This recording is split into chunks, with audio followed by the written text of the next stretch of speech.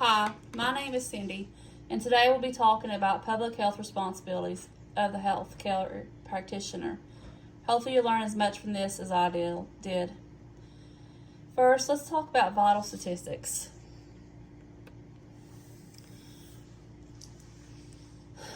Vital statistics is the data that's collected. Examples is like live births, deaths, fetal deaths, marriages, divorces, induced terminations of pregnancies. Believe it or not, healthcare practitioners are responsible for all this. They have to gather all this data. Now, records of births and deaths. Birth and death certificates are legal documents. We all know to get anything done, we have to have this. You have to have a copy of your birth certificate. It's needed to obtain a certain government documents. Some examples is to get your driver's license. To get your permit, you have to have a copy of it. To get your voter registration, to even get your social security card, you have to have it. In some states, all entries must be written in black ink. You must not leave any part empty. They don't want you to use any rubber stamps or initial on any entries. They don't want you to refer to any problems on your state officials, to any of your state officials. Now, recording deaths, this is kind of neat. Reporting deaths must be done by the attending physician. I've worked in healthcare on and off probably about 8 years, and I guess I've never really paid much attention to it. The physician that is attending the patient must report the death. He or she must fill out the medical portion of the certificate of death. Some information it must have on it must have how the patient passed away, the date and time of death, if the patient was female or male, and if the patient was female, it must tell whether or not the patient was pregnant or not. It must tell if the patient's going to have an autopsy or not. Which I find that pretty interesting, just because, if the patient's in a hospital, just things like that I find pretty interesting.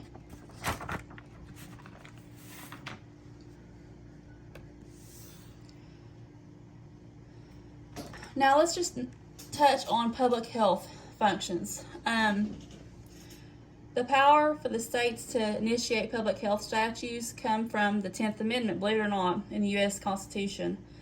Here are some of the public health functions, which, we're pretty lucky to have this, I think.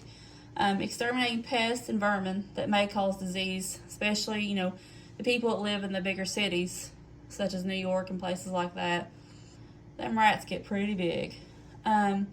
Checking quality of water, setting up measures to control disease spread, and educating people about health care issues.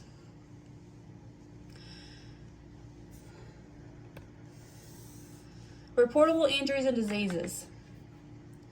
Each state's public health statutes, physicians and other healthcare practitioners and anyone who has knowledge of a case of a disease that could threaten the health and well-being of its people, if left is unchecked, they're responsible for reporting that. In the U.S., you must report a communicable disease. Time lapses and how to report depends on the state, and certain STDs must be reported to state officials, which I find, once again, pretty interesting, but I'm a nerd, so there is that.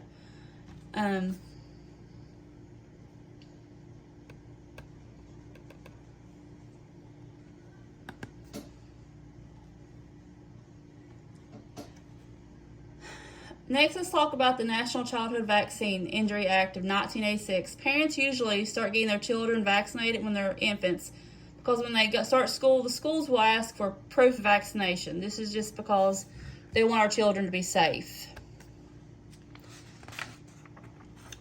State level vaccination law is, there's no really federal law in the U.S. that require vaccination, but all 50 states have specific vaccines for children in public and private schools.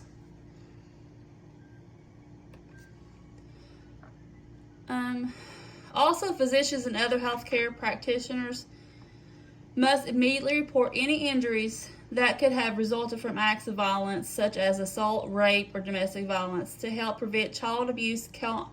Congress passed the Child Abuse Prevention and Treatment Act in 1974, which I think is amazing because that's our first priorities are children. They're our future. And last but not least, drug relations. The federal government has jurisdiction over the manufacturing and distribution of drugs in the United States. Some general regulations mandated by the Controlled Substance Act of 1970 are as follows. Register with the DEA through the Division of the Office. Keep records of dispensed drugs for 2 years. And note on the patient's chart when a controlled substance has been given.